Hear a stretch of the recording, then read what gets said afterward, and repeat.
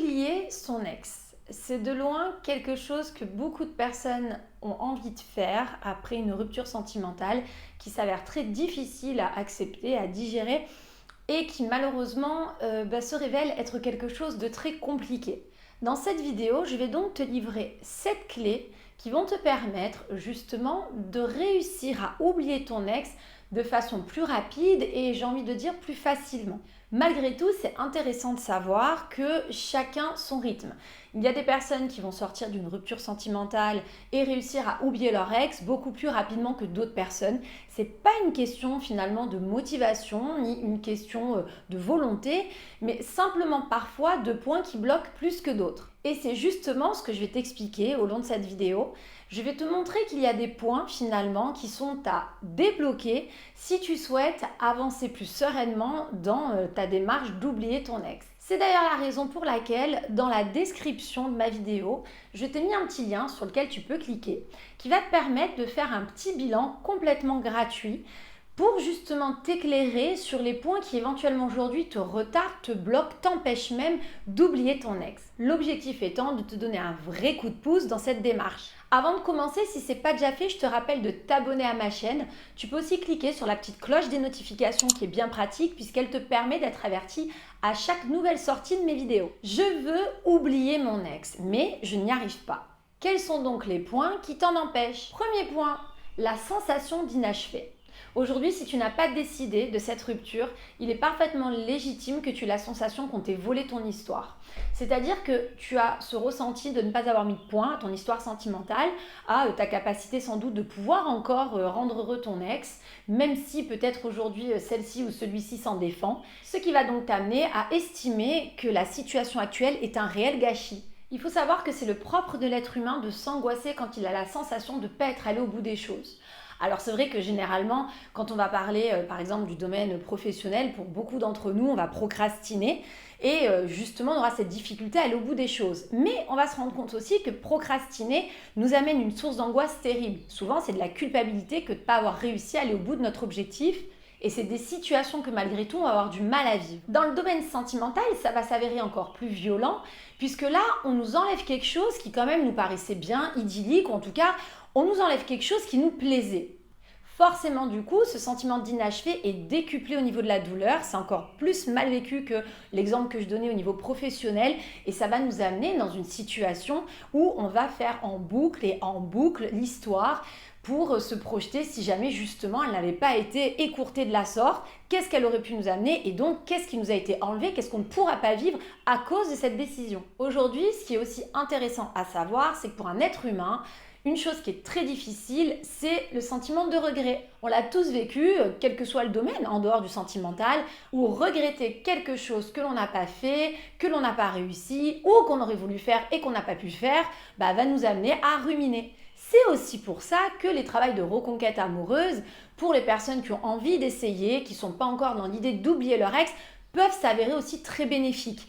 C'est une façon de mettre un point à une histoire, avec ou sans l'ex, mais d'être allé au bout d'une démarche et d'avoir enfin des réponses. En tout cas, si aujourd'hui tu es vraiment dans la volonté d'oublier ton ex parce que cette situation est trop douloureuse, parce que tu es déterminé, eh bien dis-toi que malgré ta motivation, c'est un point qui peut tout à fait te bloquer. Et c'est pour ça qu'heureusement, il y a quand même des choses à faire, des exercices à mettre en place qui peuvent t'aider à comprendre comment mettre un point finalement final à cette histoire pour atténuer ce sentiment de gâchis. Ça peut passer par un travail uniquement de réflexion personnelle, par le besoin d'aller s'exprimer auprès de son ex, par le besoin d'avoir une ultime discussion, un ultime message, bref, plein de pistes, mais en tout cas qui permettraient de lever ce point. Deuxième clé à travailler pour être amené à oublier son ex. La blessure à l'ego, on l'appelle aussi souvent la blessure narcissique. Alors là, c'est quelque chose d'assez courant, mais qui va aussi dépendre des motifs de rupture. Il faut savoir faire la distinction entre une rupture qui se fait sans vraie grande blessure à l'ego et celles qui malheureusement vont occasionner des blessures narcissiques bien plus importantes. Alors pour commencer par le début, une blessure narcissique c'est quoi? C'est le fait d'être blessé au plus profond de soi-même. C'est le type de rupture qui va t'amener à même te remettre en question au niveau de ta propre confiance en toi et à te poser une multitude de questions finalement sur ce que tu vaux, sur ce que tu vaux plus.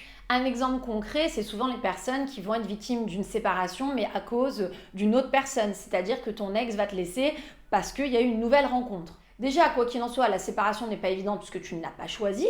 Toi, tu te serais sans doute projeté encore avec ton ex, mais en plus, ton ex va aller, entre guillemets, s'épanouir ailleurs. À ce moment-là, c'est parfaitement légitime de te remettre en question. Est-ce que je suis assez beau, assez belle? Est-ce que finalement, c'est pas quelqu'un qui va y apporter plus que moi? Et puis, c'est douloureux de me dire que moi, aujourd'hui, je suis malheureux ou malheureuse et que mon ex va finalement s'épanouir ailleurs. Ce type de blessure va naturellement décupler finalement tes sentiments, ta douleur, puisque tu es tout simplement confronté à un principe de rejet. Sans une tierce personne, la séparation est déjà douloureuse, on le vit comme un rejet, mais en plus se faire quitter parce qu'il y a quelqu'un d'autre, alors là le rejet est décuplé. Et ce qui nous amène aussi au troisième point, qui est le sentiment d'injustice.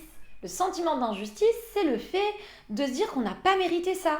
On ne mérite pas de souffrir comme on souffre aujourd'hui. On ne mérite pas d'avoir été mis au pied du mur pour une décision qu'on n'a même pas eu le temps de réfléchir, de méditer ou même parce qu'on n'a pas demandé notre avis. Ce sentiment d'injustice, c'est un peu comme la blessure à l'ego. Ça va amener à décupler finalement nos sentiments amoureux, à nous faire réfléchir sur une multitude de choses qui nous permettent tout sauf d'oublier notre ex. Et là où ça devient intéressant, c'est de comprendre comment le cerveau fonctionne. Le cerveau a besoin de comprendre. Le cerveau a besoin d'avoir la totalité d'un puzzle pour boucler son histoire. Si demain il lui manque une pièce, il aura tendance à aller chercher toutes les possibilités possibles pour comprendre quelle pièce aller ajouter à son puzzle pour enfin le boucler. En bref, pour réussir à boucler une situation, on a besoin d'avoir les tenants et les aboutissants. Si tu as un sentiment d'injustice aujourd'hui, c'est que tu as un sentiment de ne pas avoir été compris. Si tu as un sentiment de ne pas avoir été compris, tu vas te retrouver dans une posture où il manque finalement quelque chose à ton puzzle pour boucler la boucle. L'être humain a en fait besoin de comprendre pour avancer. C'est pour ça qu'aujourd'hui, dans le monde de la justice par exemple, ça fait du bien des fois d'avoir un procès pour avoir les tenants, les aboutissants, pour pouvoir s'exprimer, pour avoir en face la personne qui va avoir à nous dire, à nous apporter finalement des réponses à nos questionnements, pour aller au bout d'un cheminement et ensuite passer à autre chose. Et bien dans une rupture amoureuse, c'est exactement le même procédé qui va s'opérer. C'est pour ça que tant qu'on n'aura pas réglé ce problème d'injustice, ce sentiment d'incompréhension vis-à-vis de notre ex, on risque fortement d'être bloqué et de ne pas réussir à oublier son ex. Alors je te rappelle que si tu ressens justement qu'il y a un de ces points qui te bloque, ou justement si tu as peut-être un doute sur ce qui te bloque vraiment pour oublier ton ex, je te laisse la possibilité, en cliquant sur le lien qui se trouve dans la description de ma vidéo, d'avoir accès à un petit questionnaire très simple mais très bien fait, qui te permet d'avoir un petit bilan de ma part en retour. C'est complètement gratuit et ça va me permettre justement de t'aider, de te donner un vrai coup de pouce pour te montrer sur quoi en fait tu dois plus travailler si tu souhaites réellement aujourd'hui oublier ton ex. Quatrième point qui va empêcher d'oublier son ex, le manque d'énergie. Et oui, c'est que tout changement demande de l'énergie. Partir du principe que tu veux oublier ton ex, c'est ouvrir ton esprit à finalement une vie future différente de celle que tu as eue. Et ça paraît pas, mais ça demande beaucoup d'énergie. Contrairement à ce qu'on peut imaginer, le cerveau n'aime pas créer. C'est pour ça qu'il y a beaucoup plus sur Terre d'individus qui sont de bons exécutants plutôt que des créatifs. Et tu peux carrément faire l'exercice de visualisation qui va te le prouver. Si demain je te demande d'imaginer finalement une maison dans laquelle tu aimerais vivre, mais une maison qui ne ressemble à aucune de celles que tu as déjà vues, tu vas voir que l'exercice va être très compliqué. Ton cerveau va devoir inventer et créer des pièces que tu n'as jamais vues et je peux t'assurer que c'est un exercice qui est compliqué. Bien plus compliqué que si je te demandais tout simplement de visualiser une maison dans laquelle tu rêverais de vivre mais que tu as déjà vue auparavant. Eh bien dans le sentimental, c'est exactement la même chose. Te demander de te projeter avec une personne qu'aujourd'hui tu connais même pas, avec aucune certitude de à quoi elle va ressembler et quel type de profil ce sera, est un exercice ultra difficile. En résumé, il est plus facile pour ton cerveau d'aller chercher des souvenirs qui te rendent nostalgique plutôt que de chercher à se projeter dans un univers inconnu à venir. Alors tu peux comprendre que lorsque tu es très fatigué et que tu as justement au contraire besoin d'énergie pour arriver à te projeter dans un futur que tu ne connais pas aujourd'hui, et ben c'est forcément beaucoup plus compliqué. Se projeter avec une nouvelle personne, c'est quand même partir du principe de repartir à zéro, de devoir refaire connaissance, de devoir se rendre compte si cette personne peut nous correspondre, de nous amener finalement à repasser par les débuts qui ne plaît pas forcément à tout le monde. Quand on était dans une relation, on était bien installé, hein, le fait de pouvoir faire pipi la porte ouverte ou de se lever le matin en faisant un gros bisou à son chéri sur la bouche sans même s'être brossé les dents. Bref, une multitude de choses qui parfois nous donnent pas envie de recommencer une histoire parce qu'on se trouvait bien auparavant et qu'aujourd'hui ça demande de l'énergie de repartir là-dedans. Et c'est cette flemme qui peut amener à avoir des difficultés à oublier son ex. 5e point, qui s'il n'est pas traité à coup sûr t'empêchera ou en tout cas te freinera fortement pour oublier ton ex. Le manque d'optimisme.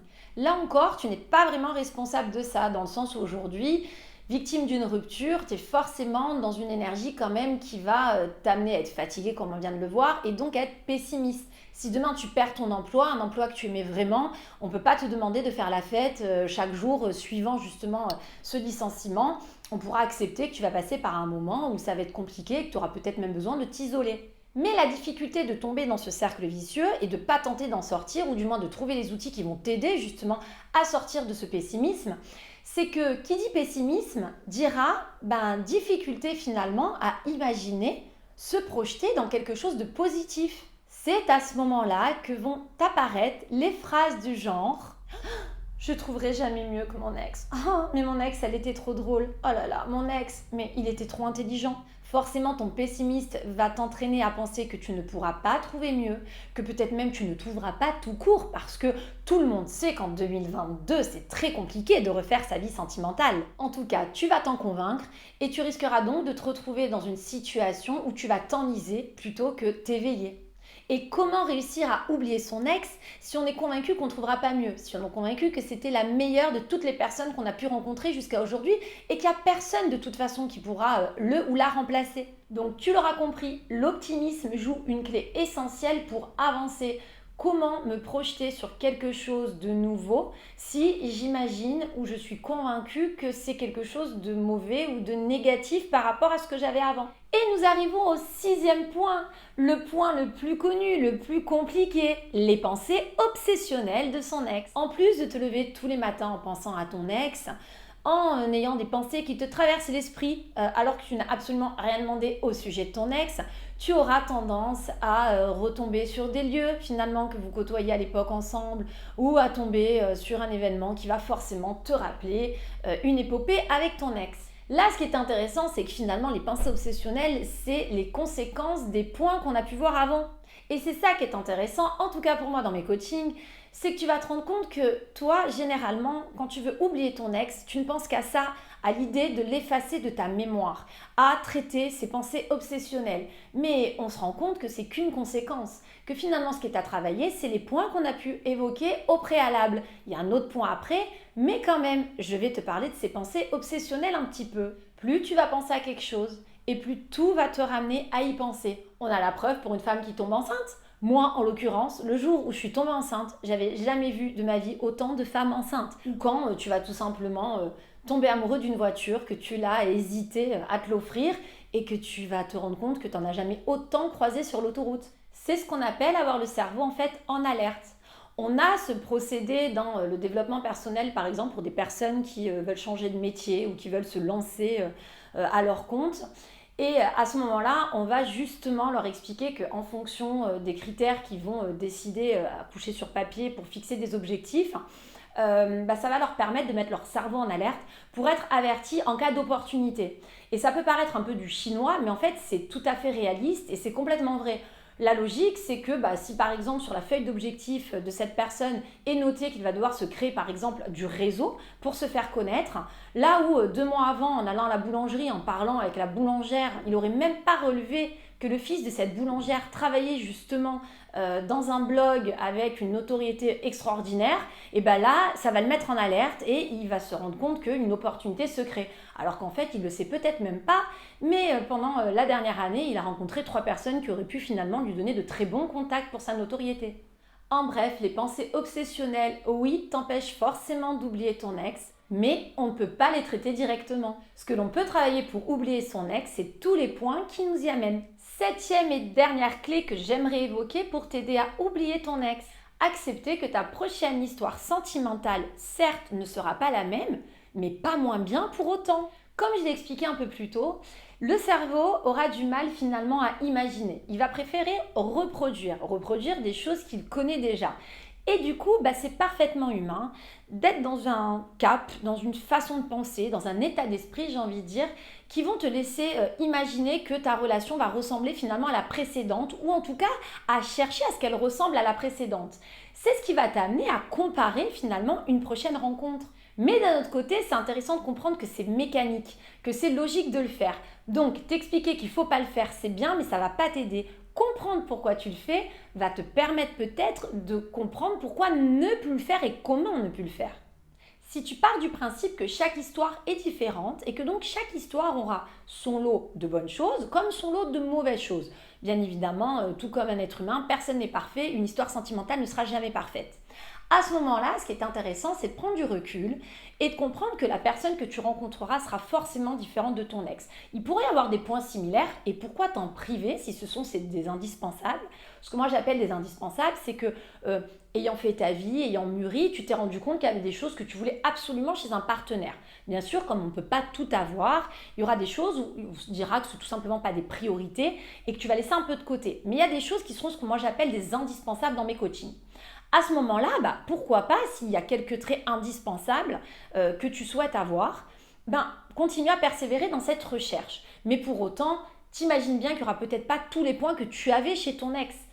Mais ça n'empêchera pas qu'il y avait des défauts que ton ex avait, que cette prochaine rencontre n'aura peut-être pas. Et c'est ça qui est intéressant, c'est de comprendre qu'il y a une forme de salade qui va se faire, dans laquelle il faudra trouver un juste équilibre, mais qui t'amèneront à une recette qui pourra être tout aussi bonne si c'est pas meilleur, mais avec des ingrédients différents. Il est certain que si dans une salade, tu as horreur de l'avocat, je ne suis pas en train de te dire qu'il faudra que tu aimes l'avocat dans la prochaine salade que tu vas confectionner. Mais par contre, si tu sais que tu adores les tomates et que tu en veux, mais que tu n'es pas non plus fanatique du sel, si tu en as moins, c'est pas bien grave. En contrepartie, tu mettras du concombre. Écoute, j'ai envie de te dire, ta recette, elle pourrait être tout aussi bonne, voire meilleure. Cette septième clé, en fait, t'amène à avoir un lâcher-prise sur ta projection future. Si tu n'as pas cette forme de lâcher-prise, si tu es trop dans le contrôle, si tu es trop dans l'espoir de reproduire quelque chose de similaire, tu ne peux pas automatiquement oublier ton ex, puisque tout ce que tu mettras en place te ramèneront forcément à comparer avec ton ex. Sauf que si tu souhaites oublier ton ex, tu n'auras pas d'autre choix à un moment donné que d'accepter la découverte de quelque chose de nouveau sans forcément en avoir trop peur. Après, la comparaison reste mécanique, c'est-à-dire que comparer, tu compareras toujours, mais il y a des degrés, c'est en ça qu'il faut faire attention. La logique, c'est qu'on est dans un monde de relativité, c'est-à-dire que tout est relatif. Je sais que ce nouvel emploi me plaît énormément et qu'il est hyper enrichissant intellectuellement parce que j'en ai eu deux autres qui l'étaient bien moins. Je sais qu'elle est brune parce que je suis blonde. Donc, à partir de là, obligatoirement, tu auras des comparaisons à faire avec ton ex. Mais si jamais tu es dans quelque chose qui est trop dans le contrôle de « je veux absolument avoir ça et je ne veux pas lâcher ça », en partant du principe que c'est parce que ça appartenait à ton ex, tu risques certainement de te bloquer dans ton processus finalement d'oublier ton ex.